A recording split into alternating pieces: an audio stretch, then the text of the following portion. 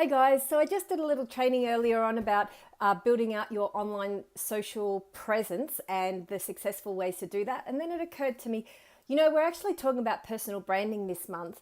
And a lot of people think that personal branding is what's seen on the internet and they just equate it with that. And there is an element certainly of everything that's out there speaks to your personal brand.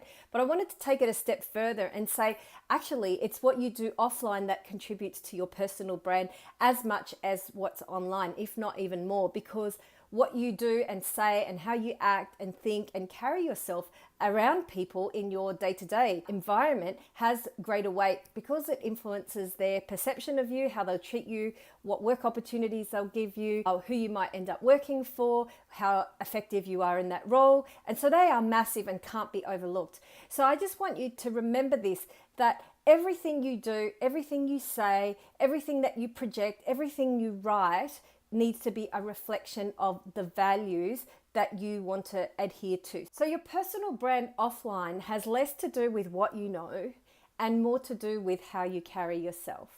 It's how you treat people. It's how you make people feel.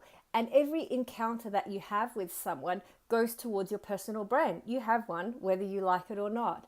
And having a humble approach to people, having a kind and generous approach to people will go way further in helping you develop a strong personal brand than just being out there online. Because if you can have the biggest presence online, but if you're not a nice person to be around in work or in the office, that's ultimately going to come through and seep through. Either, people just pick that up when they read things. Is this person genuine or are they just doing it for show on social media? What are other people saying about them? And so these things do come across. So think about what values you stand for and go through that and think, am I reflecting these in my work? Am I reflecting these in conversations with colleagues or professional people I meet at university or at a networking function? And being consistent and congruent with those values has huge weight in how you see yourself, which comes down to your confidence. And when you have confidence, you automatically project that to others. So thinking about what you stand for, what you want to be known for, and living that out, pretend you were a big international brand, but you're not.